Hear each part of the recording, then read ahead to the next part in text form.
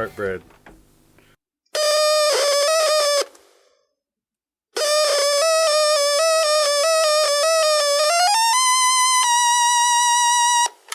Welcome to Hashtag Set Life. Hashtag Set Life.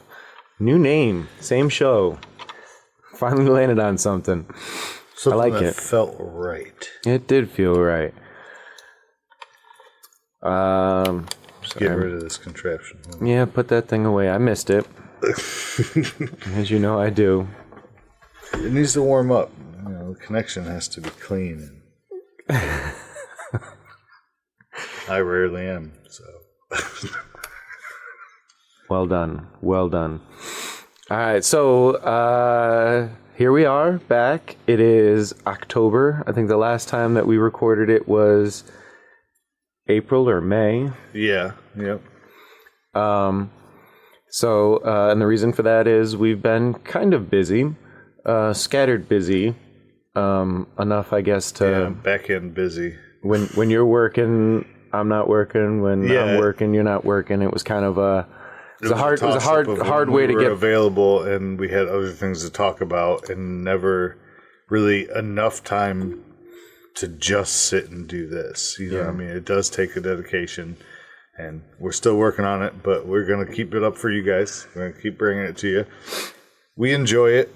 I know we're constantly told people love our stories, so this is what we're here for. Tell those stories. So tell us briefly, Joe, what have you been up to? What's some of the cool shit you've been doing?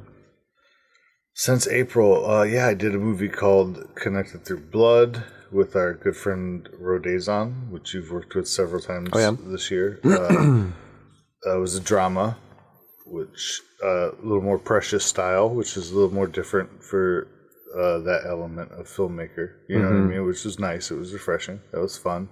More recently, I did something Halloween-y, right? Something horror sci-fi-esque, right? This movie Tweed that we're still not finished. We're doing some final days at a haunted house. Oh, cool. At Eloise, yeah. Oh, I love Eloise. One, right? And, I got to remember. I kept looking at you last time. I'm like 5 days of that in November, the end of November, it's seeming, but we'll see. You know. Whenever they can get it for the cheapest. Well, yeah, Eloise does a haunted house not through Halloween. So they have to wait until they're done with it. And I don't think it ends at Halloween. I think they spill over a little bit. It does. We were hoping to get in like the first or second week of November before Thanksgiving, but that's not going to work out. But, you know, whatever. It's filmmaking. We'll get it done. Eloise is cool because that's right up in, you know, our area where we grew up. Yeah, and even where my father grew up was an old mental asylum, and he used to tell me stories growing up about like walking past there to get to like the Kroger or the local store to like buy his candy or groceries, help him with groceries, walking with his mom and stuff because they only had one car in the family or whatever. And they'd like give them candy, but the ones that were out in the yard were the safer ones. I'm using air quotes. So I grew up in Shacktown there. We moved before I started kindergarten, but my older brother, that was his knocking around grounds, and so I remember him telling stories about him and his friends or whomever busting into the place. And I did that a couple times with some people. I never did. I wish I had. Not your brother, unfortunately. No, well, the age gap. But it was the thing to do. It had been there for a while, and just sitting there, like, you could just pull up in the parking lot, and like there was a grocery store right you could park there, sneak over. Like sometimes, it was pretty convenient. There were security guards, but there was like the one. Yeah, but it's a large property, huge. And having never personally been on it, but driving by it, I never really understood the scope of it. And checked out a map. I didn't realize there were so many buildings at one point. Yeah, there's no longer buildings there. The golf course that's there now, that was their grounds. The whole 18-course golf. That's crazy. Yeah. It was all medical. There's still, like, the tunnels go from downtown Detroit all the way out past, like, Northville and crap like that. Like, wow. They're all interconnected. Yeah, with the old Detroit salt mines. Yeah, I didn't think it extended that far. That's crazy. Yeah, all of it's interconnected. You know? In your... Civilization is built on top of the filth. Right? In your ventures through there, did you ever experience anything paranormal? Yeah, I believe. You know, I mean, it's hard to explain. A lot of the stuff was a long time ago, but like through the eyes of a child. Yeah. Capricious youth. You know, I wasn't definitely necessarily a child at the time, but yeah, same. Yeah, the metaphor reigns. Yeah, like some things could be explained by like a wind or a friend around a corner running and like. Say they ran past something, didn't make a sound, but the repercussion of the wind hit something else. Right. Because it's been so still in there for so long. But there were things I saw, like with my eyes, or like felt at least. And I felt them in my core to the point where I felt like I saw them if I didn't see them. I felt like I saw them. And they were weird. They were eerie. And you just kind of ignore it and walk on by and hope it don't follow you, you know, in my experience. The local folklore seems to bring a lot of attention to the place because Eloise is starting to become a popular location for films. Yes. You know, Chasing the Ghost, I'm wearing the shirt here, Chasing the Ghost had a spot there. There was the movie Eloise. I forget who was in that, but that was a few years back. Eliza Dushku. Okay, you know, and that told the story, and that was, I think that was done during the time we had incentives. I think that was an incentive. No, that was post incentive. It was post incentive. It just happened to be when the new owners got it, and they were about to rehab a bunch of stuff. Yeah, and they fixed up just enough to allow them filming capabilities so that it looked untarnished in the film, and then they went forward with the renovations. Dominus, I think Dominus shot there. Did you work? Dominus did you work the day there? I did not work the one day they shot there. So when was the last time you personally were actually at Eloise? Oh, it's been a long time. It's been a long time. Yeah, so the last time I was there, I broke in. Okay, sure. So my question to you is, with the popularity of it in the local ether of using it because of the haunted stories and its great location, blah blah blah. Do you think that the location itself is worthwhile of the set visits, or do you think that a lot of it is predicated on what could possibly be there? No, man. The architecture is beautiful, and the basements are ghastly, ghostly, like. And they go deep down, and there's some sick shit down there. Like, there's chains. Like, when I went down there, like, I don't know if there were actual skeletons, but I saw some shit down in them tunnels. And I can imagine that a lot of that is possibly closed off with the renovation. Like we kicked through some wood to get to places. Like, we did, we're already doing illegal shit. Right. Like, and it's like looking back, like I've done so much in construction since then. Like, we could have kicking out one of those wooden plank doors, that was boarded off, had a cave in. Like, we could have caused an emergency. Yeah, I mean that's why those dilapidated buildings are. You recommended not to go around because there's a lot of danger there. A lot of fun if you don't go in. That's not the point. The point is it's dangerous.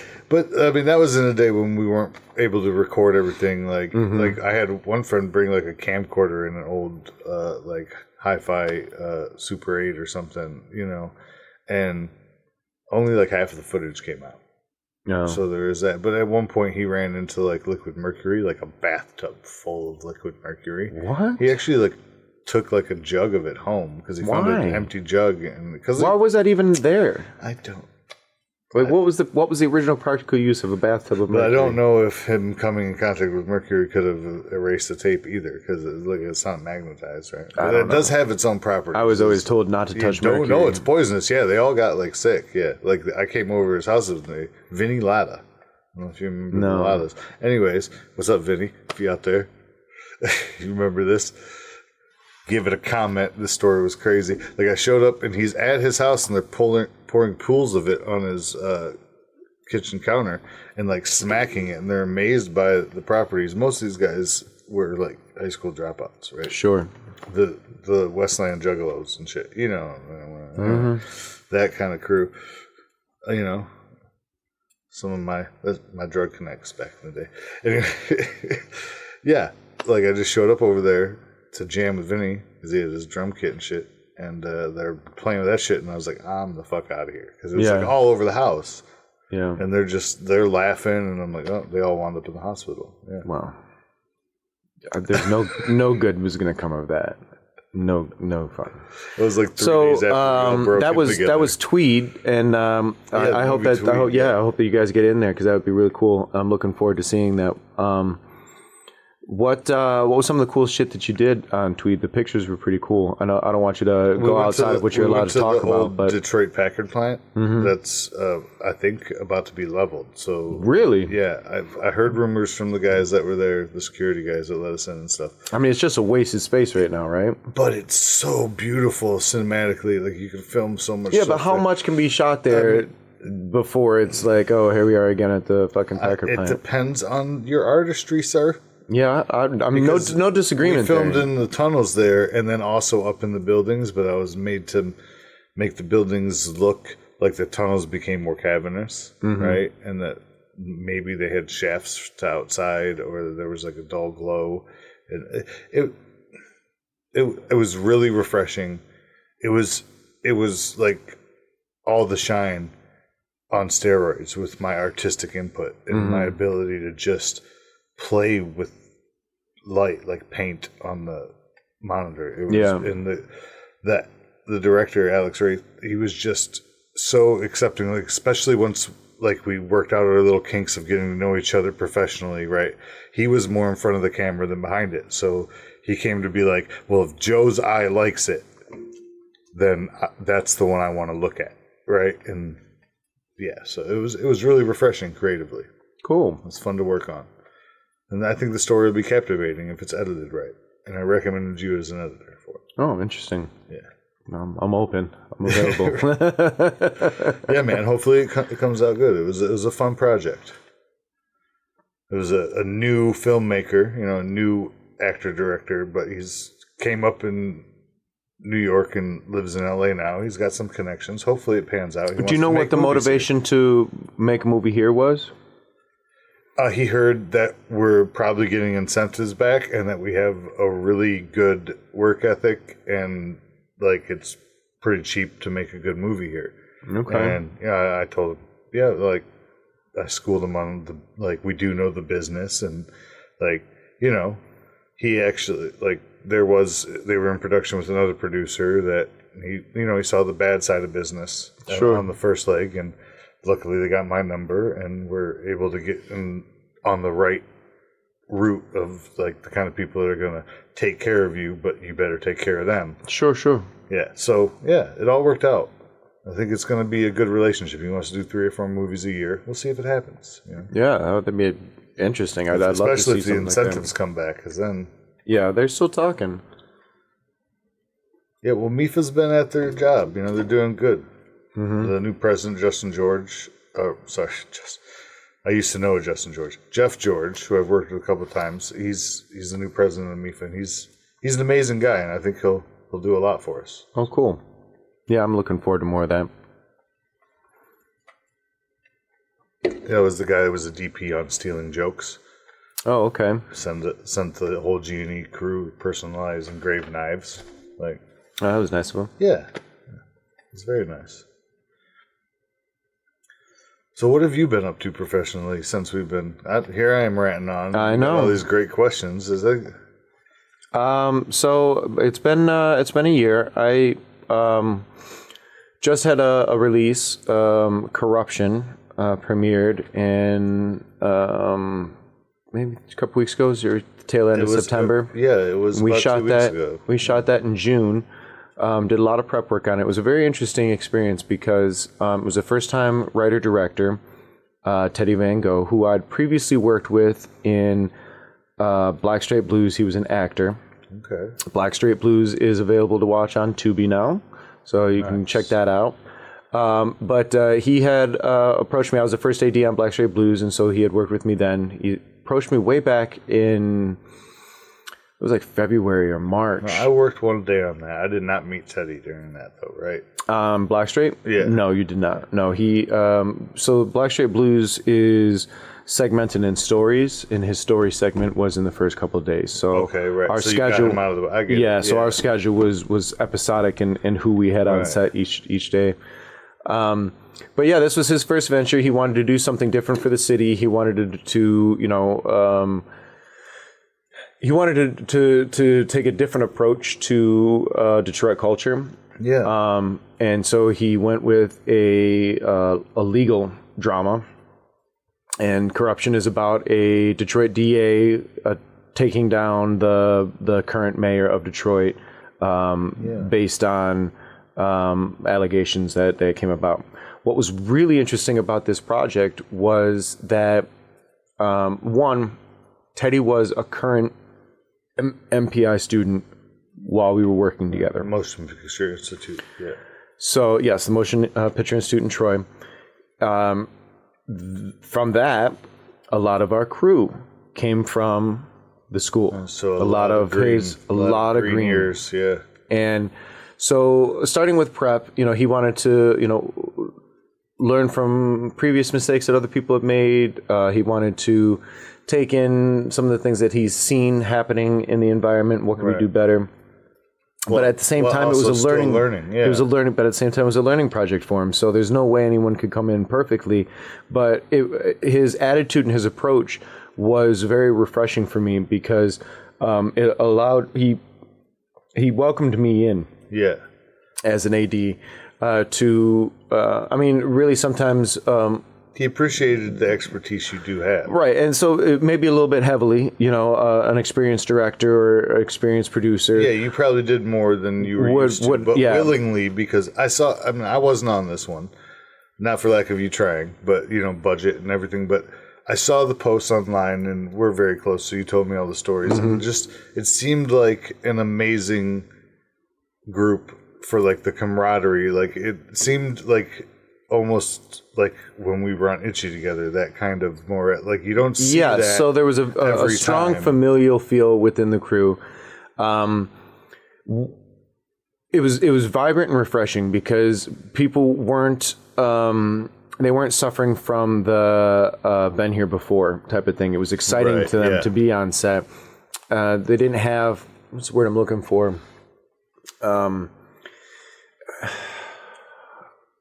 Man, they didn't have the callus of life. Yes, they weren't.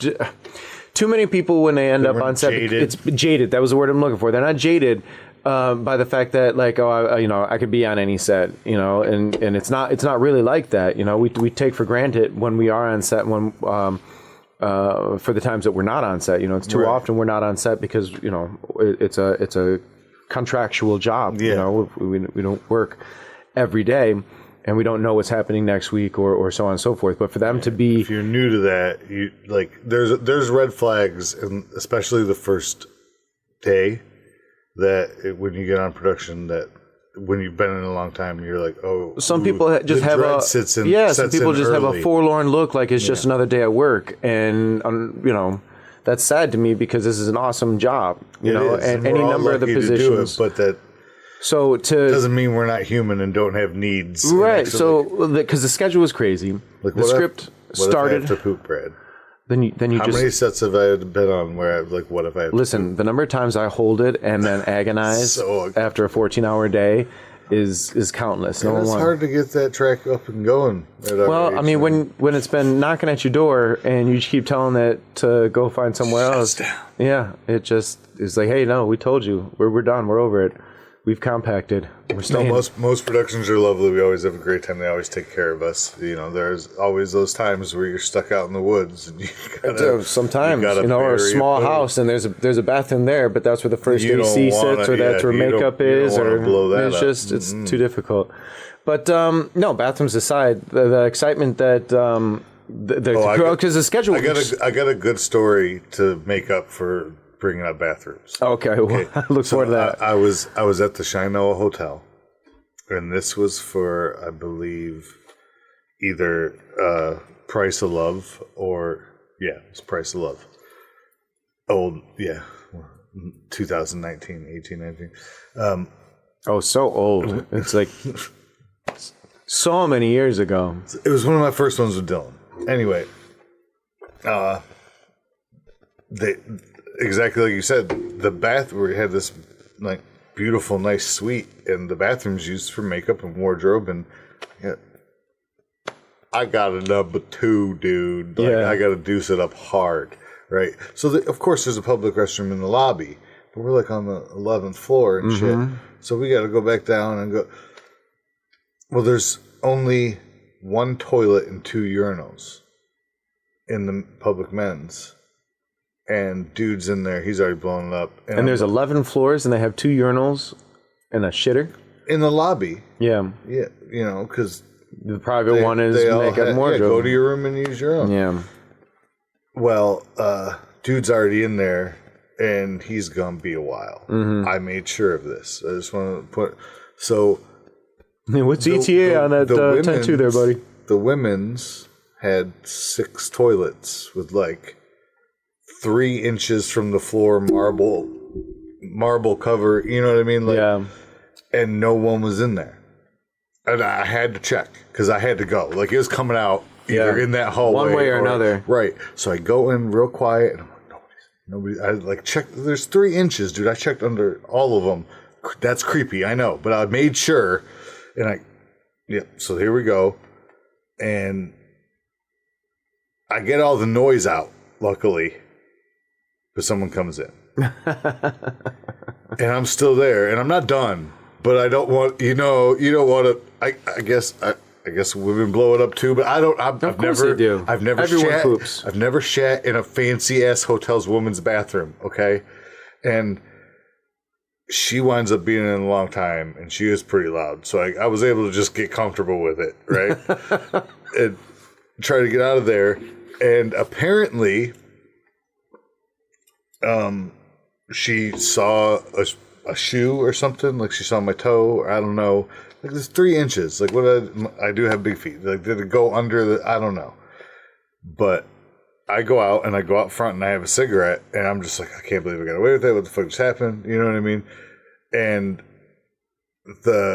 what's he called? The manager or the concierge? Yeah, the concierge comes out to me while I'm smoking a cigarette with this old lady dressed very sir, did you just utilize the women's restroom? And I was like, what do you want me to say, man? I had to go. Where'd you want me to do it? I did it on a toilet. He was just like, you're not allowed to be here anymore. So I'm like, I'm here with it. And I told him the room. He's like, oh, ma'am, I'm sorry. We can't do it. I was like, do you want me to just leave till I'm done with my cigarette? Because I gotta go back to work. And it was just crazy how sometimes you got to make it happen. How do you have a problem with that? Sometimes you got to make that's a whole different discussion for a whole different podcast. It's a toilet. It is a toilet, and the doors are closed. Can I relieve myself? And why do they get 6 and we only get 3? Oh, I'm including the urinals as toilets here. We get 3, they get 6. Yeah. Just one more toilet would have avoided the whole situation. So a couple weeks ago, we were shooting Phantom Mine with Ro Dazon and Jazar Riches, and we were at the Breakout Box, which is funny. So I know the owner there. The Breakout Box is escape room. Student. It's not student. Studio. It's a recording studio. Right off of I don't remember where it was. But you know the owner. Vernon. But that's Vernon Highway? Yeah. So that's a coincidence because I'd actually been there before. I shot Black Olive there with Nate and Rodney and had no idea at the time. And then this time I was there, I knew it was J5's, and I was like, holy shit, but he wasn't there. That's not part of the story. The story is the studio, it's a building like you were mentioning where it's multiple suites and there's the collective bathroom. Well, having been there before, I was like, I know the bathroom downstairs is real crap, and I needed to go. It was the start of the day. I was like, man, we're going to be here a while. I got to go. Well, you gotta go. The bathroom. So I find the bathroom. It's not unisex, or it is unisex. Anyone can use this bathroom, is the point. But it's not a solo bathroom. So you walk in. There's no lock on the main door. There are 2 urinals, 2 stalls, filthy. I mean, old, aged, filthy. Squatters. But I was like, okay, well, let me take a look at this. So I step into the stall, and I realize that there's no lock on the stall door. So not only is there not a lock on the outside door, but there's not a lock on the private door. Right. So I decided to just, number one. It's dirty. Well, that's what I mean by squatter. You got to hover over the toilet. But this is what I'm getting to. So this is a bathroom for everyone. So while I was able to at least make something work, the females. Poor ladies. Yeah. Because here's the thing: the door opened outward, which means that you can't sit and hold the door closed. Oh, devilish bastards. It opened outward, so anyone can just open and, oh shit, I'm sorry, I didn't mean. Yeah, that's so fraternity-style rapey, dude. Dude, so I learned that there was bathrooms. This was in the basement. I learned there was bathrooms upstairs. I was like, okay, let me go check it out. I walked upstairs. Equally rapey? I don't know, because I found it. And there was no lock on the main door. And again, it didn't say men or women. It was just bathroom. I opened the door, and as soon as someone goes, yeah, hello? Oh, no. So I turned around and ran. But yeah, so this whole building of whoever gets to use there, fuck that bathroom. Studio Center, right? I'm just I don't remember. I mean, it's it's not a place you'll end up often, but you'll end up there for a specific reason, I'm sure. But yeah, that was on Fan of Mine, which was another fun romp. I'm excited to see that one come out.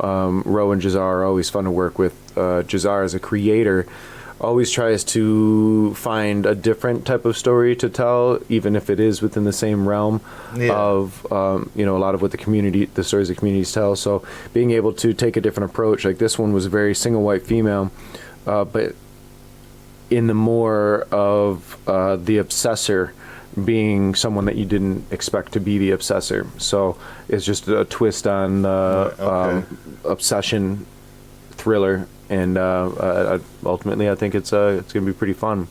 Do you have any movies that have released recently? Oh, yeah. Actually, two that just dropped. A Family Divided, which you were my key grip on. Mm-hmm. I gaffed that with Dylan and Ro, and one of my favorite writer-producers, Renika McQueen Eccles. Mm-hmm. Yeah, she's amazing. And that movie's outstanding. I don't often cry, especially on things I've worked on. So you watched a tearjerker. You watched it, yeah? Yeah, definitely. I always go to my premieres, unless I'm working on the next project. Yep. And that one happened to be one I couldn't make this year. I missed that premiere, so I make it a habit to at least see it once, and sometimes I put it on while I'm cleaning or getting tasks done. Just you want to support. Get the plays. Get the plays. Support your local artists. Right? Yeah, no, I'm not against that. Also, almost the same day. At least I found out the same day. I found out the same day as well. All the Shine. Yep, All the Shine's now on Tubi. You were first AD on that one. That was with Xavier Miles, who also wrote and directed. I was a second unit gaffer, but you won't find that in the credits. Anyways, regardless, it was a beautiful experience, and the green glow in there, I experimented with that with Xavier, and he loved it, and he ran with it, and it turned out great.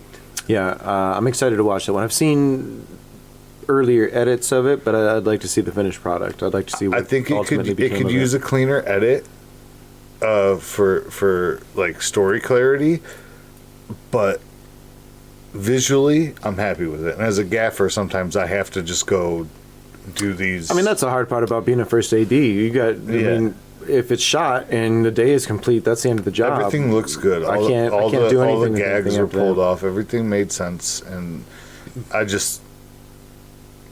don't know. I can't. Nothing was wrong with it per se. I just thought there was more there. I think they were more concentrated on length.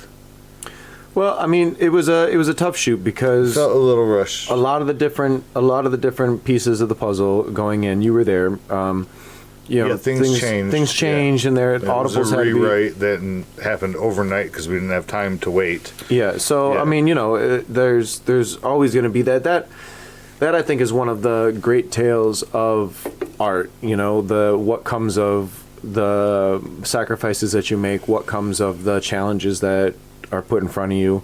Sometimes it works out incredibly in your favor. Sometimes maybe you wish it would have gone, differently. But ultimately, I think those are the times that we grow as artists. That for sure, for the next time around. It's a watchable movie. I enjoyed it. Like, I finished it. You know what I mean? I was watching it more as a professional, but I did enjoy the movie. It was just, with our trained eye, sometimes we catch things and maybe other people didn't catch, or I know things that were recorded. Yeah, I mean, I see that a lot with, and until we put out a feature of our own, it's really hard to be too opinionated. It's like dance moms, right? Dance moms can sit there and knit and pick apart all of the other classmates, but you're not up there doing the fouettes, you're not up there doing the arabesques and such. So it's like, what really puts you in that position? Xavier, there were things that I could tell he added in post and I really did enjoy them. Excuse me. I did enjoy his additives that I could tell were in post, and I could only tell because I was there when the filming, and I was like, oh, that was done well, So yeah, it was very enjoyable. It was a good movie. But I do see, in his approach specifically, a little bit of he likes to jump through the story a little Quentin Tarantino-y, and I think he needs to refine that, personally. Yeah, I don't recall that being not that in he's the not script doing that it way, well, so I'll have to see the final product and see what you're referencing, but... Yeah, I mean, it's like I was saying, we learned. So he's a very ambitious writer, director, and that's really what I love about him, because he doesn't want to just do the easy play. And sometimes part of taking risks is that, it's a leap of faith, right? Yeah. It's either going to work or it's not, but you have to try. Yeah, and it's definitely smoother in story and edit than Black Straight Blues was, which was also still well done and enjoyable. It just had those rough edges. Yeah, I mean they're more refined. That's a whole different story too. In all the shine, they are well more refined. So, I mean that just comes to the conversations we've had in the past here, where sometimes the budget doesn't the budget dictates what in the script you're able to do, and sometimes the scripts are too ambitious. Oh, a lot of times. Or the budgets could be more ambitious, and the way of getting around things. That's usually the case right there. Is you can be stubborn and be like, no, I insist on having this whole thing. But we do have a lot more to talk about. Did you want to take a quick break and come back? Come back with a new. All right, when we come back, I think we're going to talk about to what's next. What's next for the UF? What's been happening behind the scenes when we weren't on mic or on set? Yeah, so talk a little bit about our studio, UFO Studios, Unorthodox Film Outcasts, and maybe see where we plan on taking that. So we will be back here in just a quick moment. Well, Hank.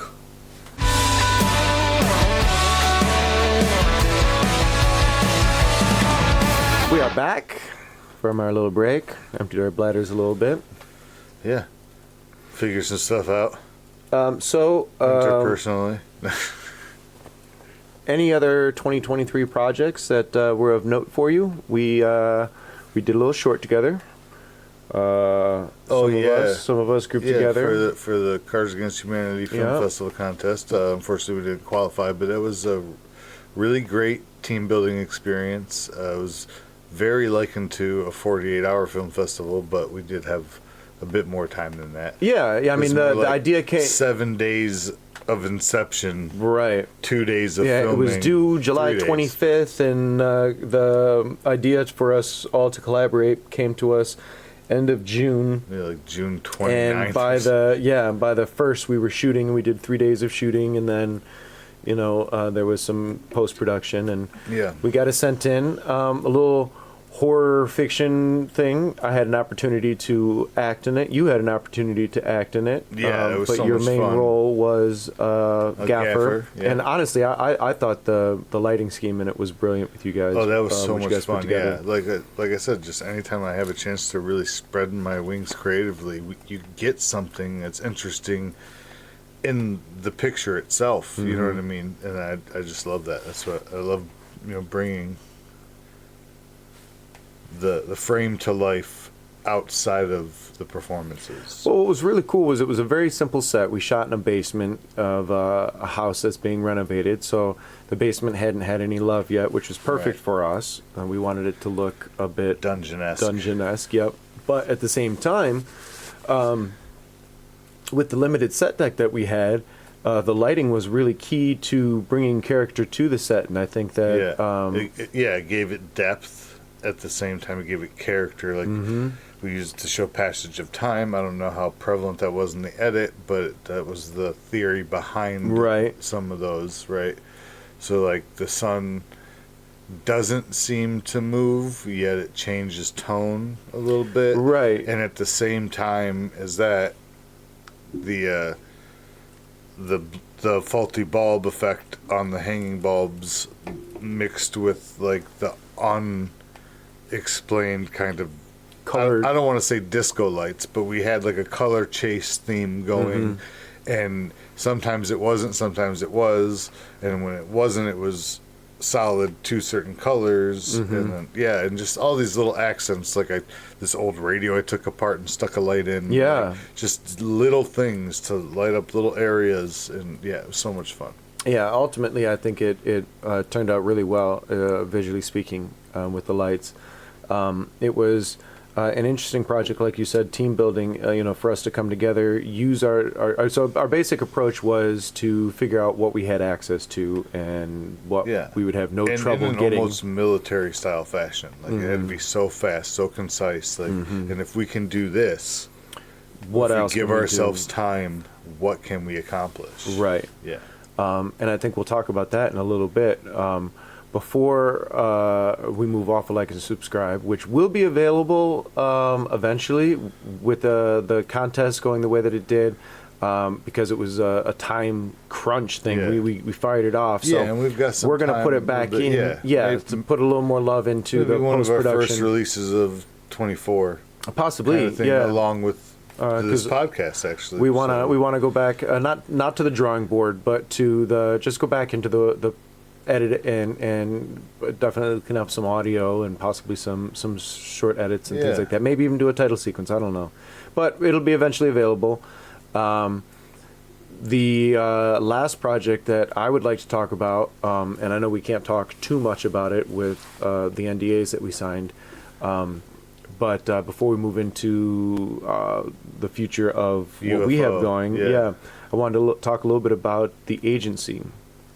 Oh, yeah, the agency, which, as a matter of fact, I almost brought up earlier when you were telling the corruption story, because at the premiere of Corruption, some of the characters from the agency showed up to get some B-roll for one of our episodes. Yeah, which is really amazing. I heard it went well. To incorporate our real life into that like this. But yeah, the agency is this amazing little show thought up by Tennille Tereskevich, Matt Santia, and Melinda Bryce, and Kendra Renee. Yes, let's not forget her, because she had such a great hand in so many of the funny parts of the script. And it's as loosely. So yeah, I mean we can't improv show. We can't give away too much about it, but it was an opportunity for a group of us to get together to produce a show based on an experimental idea that Tennille had. Was just amazing. I am editing 4 of the 8 episodes. A new friend of ours, Brett Naples, is going to be doing 4 of the other ones. Yeah, I love Brett. He's so you talented. Came on as the gaffer. Show gaffer, which was an interesting experience because we had very little time. So each episode of about 15 pages was shot in a day. And the days really only ran between 9 and 10 hours, so they had to be super tight. And each scene was roughly a minute long, right? Obviously, there's improv, so there's play there, but we tried to. And each episode turned out to be about 22 minutes is our goal. Yeah. So what were some of the challenges that you found with that scenario when it came to lighting something like that? We were at M1 Studios, which is a fine enough size for an office, but as a shooting space. Right, but with an ensemble cast and several episodes having quite a few extras. There was a bit of trouble with people management, so moving equipment back and forth. So at first, we were jumping around the studio quite a bit, like back and forth, and we kind of got that reined in. I still would have focused more on, hey, we're in this area, shoot. If we go to the front at all, you stay there. If right, we go to the back at all, that's, yeah. Like, if we're starting in the back, everything in the back before you go up front. And sometimes there's back and forth. Which, understandably, at certain times, like, you know what I mean? Concessions have to be made for other people's schedules and, like, you know, timing of lunch. And, you know, there's all sorts of factors. Telling an AD. But for the people listening, they need to know there are all these factors. So, like, as a gaffer, as a lighting technician, I'm always focused on what's best for lighting, and sometimes what's best for lighting is not necessarily best for production, and we have to make that sacrifice, and that's a willing sacrifice. I'm not saying, but yeah, since it was so fast paced and so quick moving, we had to do very little lighting adjustments, and we weren't in an actual studio. We didn't have like real pre-production time to like block these shots out to the point where people are so familiar with their lines that the ad-libs were just for fun. So a lot of times, like, we'd do a shot and the lighting wouldn't be excellent. It was never horrible, but you know, it's a reality show. It's basically what you're saying is I had to light. If you had more time, you would have made other choices. I wouldn't have made it as semi-flat as it turned out. Like, I made sure that, you know, they had hair lights and eye lights and all this, but we couldn't give it the depth some of the shots needed because we didn't have the time. It was more about 2 cameras, 4 takes, next scene. Yeah. You know, and we got really good at that machine. We got really good at it. Yeah, I think the next season it needs to be a little more of the pre-planning and like the sketches we had to know, like, hey, camera's supposed to be here for this scene. You know, all that was beautiful. Just needs to be a little more fine-tuned so that people understand it a little better. Sure, and I mean, I think a larger space would be great.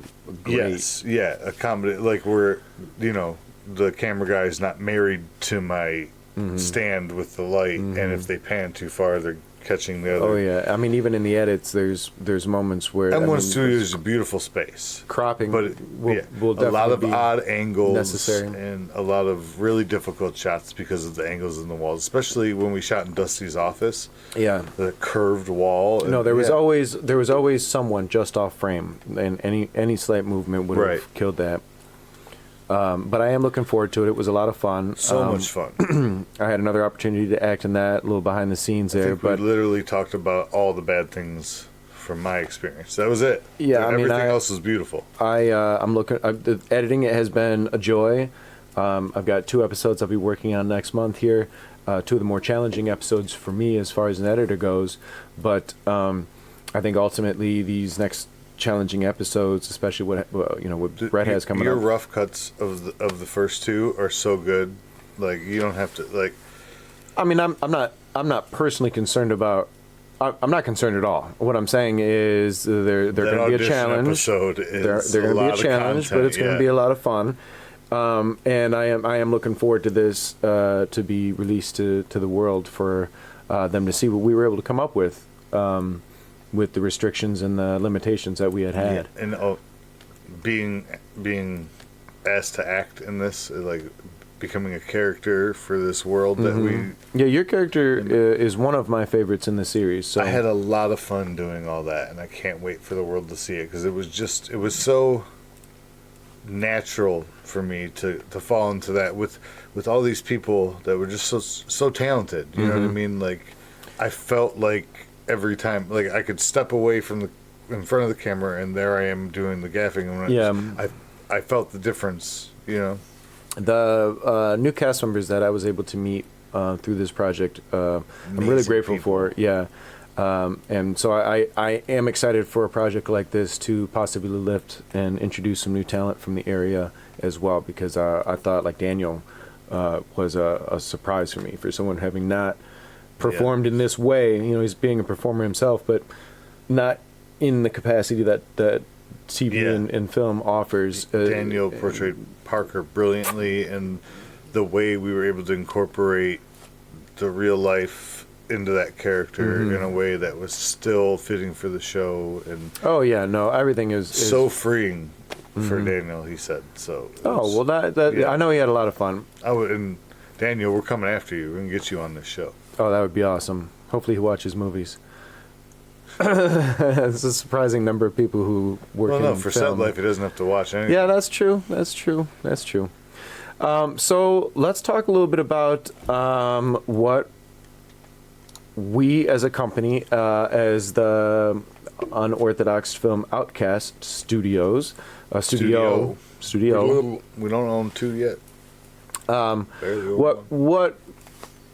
What have we been talking about? What's in our pipeline as far as like our growth and our future of what we want out of this collaboration? Well, as partners and filmmakers, we've always wanted to create content that we're proud of in one way, shape, or form.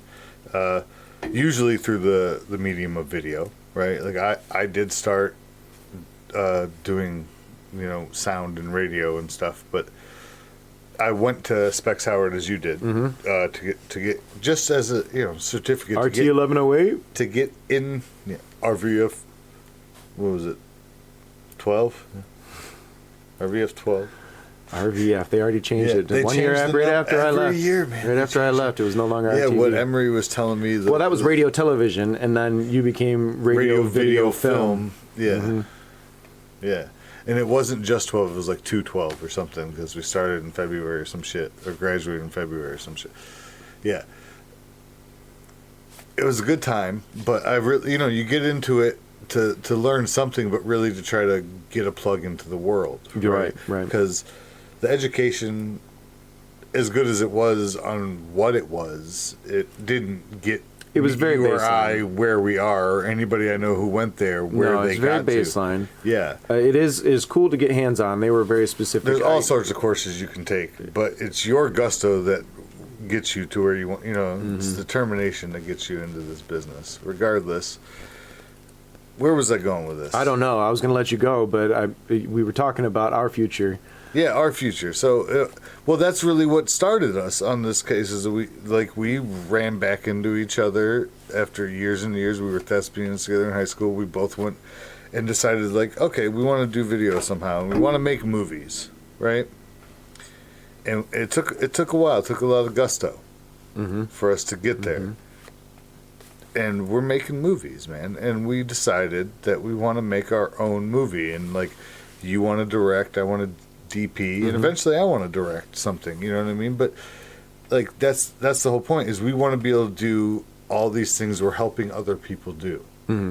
We finally achieved our dream, but there's steps to it. Exactly. That's ultimately the part I forgot that I was leading to, is there's all these steps, and we're so close. We have a script that we believe in, we love, and we have a plan for, and yes, you can go directly after. You can chase that and no holds bar, no looking back, and get it done at the skin of your teeth and all that. And we've worked on those. People doing it. Yeah, we've worked on those. It's a great experience. It can be friendship building. It can it can be all these things, but we do that already, and we wanted our first one to be more of proof that you can step up your game from that if you just plan a little, take a little time, be patient, love your project. And in that, we learned that we need to create more of a character for ourselves in the community and be more present with the people we work with and really nurture our relationships. And that led us to believing, doing the podcast that we really always wanted to do. Yeah. And this gave us that reason. So ultimately, that story is the culmination of how we got right here, right, and how we're trying to plan forward for our movie Nightcap. Hashtag trademark. All that, Nightcap, and our newest idea, which we also believe will be more attainable, just like the podcast, than the feature, which is a lot of money and a lot of time and a lot of preparation. But a series when you're doing like 20-minute episodes, because we've done so many shorts over weekends or throughout a 3-day week, that we can do an anthology series. Yeah, so we've talked about we're going to. Declassified Tales from UFO Studios. Yeah, we're gonna. We've started to concept, and we've already got some episode outlines. And what we'd like to do is develop this streaming series of separate individual anthology. I don't know. Does that break down anthological? Yeah. An anthological approach. Similar to a Twilight Zone or Are You Afraid of the Dark? Right, Black Mirror, possibly more recently. More recently, yeah. And short stories, and that's basically what an anthology is. It's a short story, so it gives us an opportunity to make full-fledged films in a smaller approach, but allow us to weird ideas to submit this content in a dose and build up, as opposed to something on the way having to. All right, that's from a Twilight. Never mind. Shatner? No, it was obviously Shatner. Yeah. And when they redid it, it was what's his name? Fucking Jonathan Lithgow. Fucking love him. Yeah. What, Twilight Zone? Yeah. Oh, I mean, there's ones out there. They redid the same episode. Same episode. Okay. Lithgow played Shatner, and it was fucking so almost sketch comedy. More to the point, Joe gets on tangents.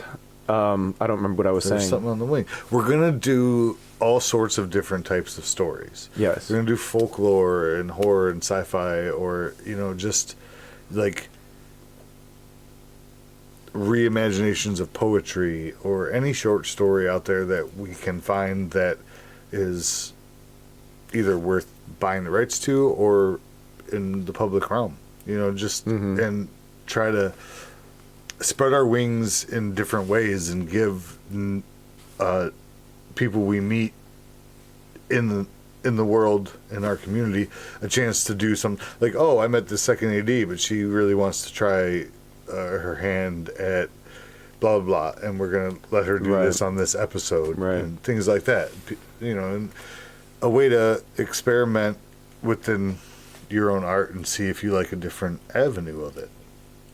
Like, sometimes I'll star in one, and maybe because you used to do camera, well, you should DP one. I mean, because you could do it. Yeah, I may. You have a good eye. I don't have any opposition to it. I don't have a focus on it. Is really all it is. I want to. No, but that's one of those things. Like, for an episode, for a weekend. You know what I mean? No, I'm definitely not opposed. But yeah, you're right. The opportunity, we wanted to create content in our community that would allow for the people who seem to be doing really well in certain positions, but because of the size of our community, having trouble moving up and demonstrating and taking that next step. So we want to try to be that next step for people, and be a next step for us, be the next step for them, but at the same time create content that we can put out that would ultimately help us finance or help us be visible for financing for our other projects. So I would like to say, it would be cool. It would be a nice goal for us to probably have 3 of these episodes done by 2024. What does that sound like to you? I mean, I think it's a great goal. It's a little ambitious at this point. That's why I went with 3 instead of 2. Just 2 sounds doable and not easy, but I think I like the challenge, but I think it's going to be more. Excuse me. It's going to be more based on just because this year. Yeah, this year was a funny year. It was so rough for so many people. Yeah, we came into it with a lot of aspirations. And the work is finally starting to come back. And I called that shit. I know it's been 6 months since an episode, but look back, and I said, after the third quarter, when they haven't spent nothing on their advertising budget and they got all that money left, doesn't matter if they're still on strike, they're going to throw that shit in it, and they're fucking doing it. Regardless, I digress. I believe because we're offering ownership and back-end points and no actual money until we get the first season done. And, you know, at best, gas money for people who have to come a long way or haul things. I think it's going to be harder this winter than it would have been last winter. Sure. Because there's not a lot of room for sacrifice. Yeah, nobody has that extra fat to trim like we're used to having. Right. But I don't think it's unattainable. I would just like to put a pedestal there, a carrot to reach at. I like the carrot, yeah. I don't want to call it a pedestal. Because, you know, I mean, I eventually would love to make them holding it up faster because, you know, 3 episodes isn't a season. And so the it's carrot like, do you can release the dangle 3 of them? We can keep chasing it. You know what I mean? You hear what I'm saying? I hear what you're saying. Do you just set 3 out there and then, you know, it's like, 3, say that's 3 years before a season is done. Yeah, we can have them done. I don't know about released. But yeah, if we can do 3 episodes every 2 months, build a machine that in some way figures itself out. So that, because, I mean, with like and subscribe, we've shown ourselves that at least filming wise, we can get something done in, you know, a small period of time. Right. Yeah. And I think that is still a attainable task, but we cannot forget that we need the time to pre-plan in order for that to go smoothly. And then there's the post-production of it. So I think once we build a team together, but if we can at least get a couple of episodes available and then maybe even treat them like short films and maybe push them out there to try and use as feelers for financing and so forth, and then we have the 2, you know, pipelines going of how to figure it out. 100%. But that's kind of what's on our mind. Like, you know, how do we? We're starting from scratch. You know, we know how to make the art. How do we sell the art? Kind of journaling it through #SetLife. So we wanted to kind of bring you up to speed on what is in our pipeline and what we're thinking about, and maybe the stuff we talk about today changes a year from now, but hopefully that changes for the better and for a better progress. I had the conversation about this with somebody other than you recently in the business, Santiago, our good friend Santi, and I'd like to have him on the show. I would love to have him on the show. Hook that up, but it was refreshing to know that, because he's done so many shorts and he's, in my eyes, a little more accomplished in different ways than I am. Right? I think that's fair. But he came to me for advice about things that I didn't really think I knew about. But when he asked me the question, I had answers that he found helpful. So that, you know, it was nice to learn that about myself and to even go, well, you should probably ask this person. This person could probably tell you that. I learned this from them. Right. And it renewed my own faith and my own knowledge a little bit, which was nice. Well, that's cool. Yeah. So just talking with your friends can, you know, help keep you motivated. If you're in that writer's block, whatever creative block, reach out to your people. They're there for you. I would definitely recommend leveraging your network. And if you don't think you have a network, reevaluate that. Look at your friends to see who have similar interests in you. Don't be closed-minded. You know. And 100%, if you connected with somebody on set, don't think because they haven't called you, they won't answer your call or text. Right. Like, we're all thinking we're going to be the imposer. Yeah. Just call them. Yeah, that's true. The connection's genuine.